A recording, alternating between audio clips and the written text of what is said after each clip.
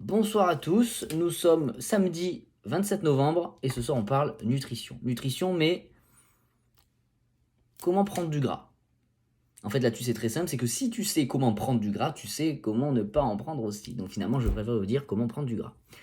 Ok, très simple. Le premier va être le sucre dans le sang. On va revenir sur tout ça à chaque fois. Le sucre dans le sang, l'équilibre entre les macros, la dépense énergétique, l'apport calorique et l'hygiène de vie.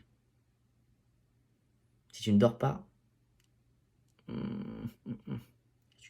bref, on commence par le premier, le sucre dans le sang. Très bien. Pensez que votre corps, c'est comme une machine. Si une imprimante, tu te donnes trop de papier et qu'elle a besoin d'autant de papier, il y a borrage papier. C'est aussi simple que ça, ok? L'exemple est un peu con, mais c'est facile à comprendre, d'accord? Donc, au niveau du sucre dans le sang, plus vous allez avoir le sucre haut, plus il va y avoir une régulation de la glycémie et plus ça va descendre. Mais ça, on s'en bat les couilles. C'est un peu juste le principe déjà que plus ça monte, si ton corps n'a pas besoin d'autant de sucre dans le sang, pour le faire descendre, il va le stocker. Donc, je prends du gras. Le sucre est stocké sous plusieurs formes. Il peut être stocké dans les muscles, dans le foie, mais aussi sous forme de gras. Il est stocké dans les muscles si mon muscle a besoin globalement de sucre. Donc ça va être peut-être après une séance. C'est le seul moment où tu vas pouvoir ingérer une plus grande quantité de sucre. Dans le foie, si tu as vidé d'abord les réserves hépatiques, donc si tu as vidé les réserves dans le foie, et donc forcément dans le gras si tu n'as pas besoin de stocker ailleurs. D'accord ? Ça va être le premier point. Donc c'est hyper important d'éviter de surconsommer du sucre. Dans l'idée du sucre, on parle surtout de sucre rapide. Le sucre rapide, forcément, fait énormément monter le sucre dans le sang. Donc c'est pour ça que souvent, je conseille de manger des aliments à index glycémique bas. L'index glycémique, c'est donc la valeur pour 100 grammes sur un panel de 3 heures, la quantité jusqu'à combien, on va dire, le sucre va rester dans le sang. D'accord ? J'espère que c'est clair. Sinon, vous cherchez sur Internet.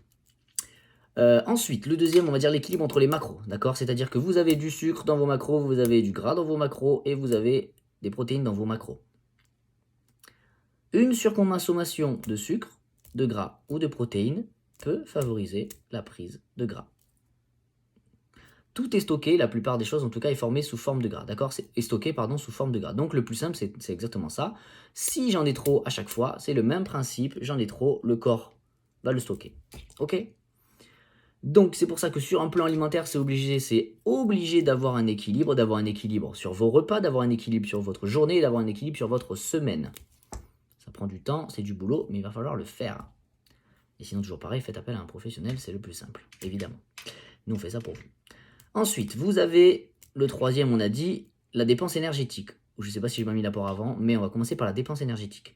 C'est un peu le même principe, c'est une balance positive-négative. Ça revient justement à l'apport calorique et la dépense énergétique. Si j'ai un apport à 2000 et j'ai une dépense légèrement en dessous, je vais être en surplus calorique, donc je vais forcément favoriser le stockage. Parce que c'est une moyenne, c'est-à-dire que si mon corps consomme 2000 et je lui donne 2005, ben en moyenne, il est au-dessus. Donc ça veut dire qu'en moyenne, sur tous mes repas, il va stocker toujours un tout petit peu. D'accord ? S'il n'a pas besoin d'utiliser les nutriments, d'où l'intérêt d'être en surplus calorique quand on fait du sport, de la musculation, de se donner à fond sur l'entraînement pour permettre au corps d'avoir besoin de cet apport en plus. Globalement, ça complète finalement l'apport énergétique et la dépense journalière. Plus votre dépense est haute, plus l'apport énergétique peut être haut. Plus vous pouvez manger, plus vous dépensez, plus vous pouvez manger. Et ça, je pense que tout le monde le sait déjà, mais c'est important de comprendre la différence entre les deux. Parce qu'il y en a un, en fait, finalement, moins tu vas bouger, plus il va descendre. Dans un, plus tu vas manger, plus il va monter. Moins tu vas manger, plus il va descendre. Mais il y a toujours une différence entre les deux.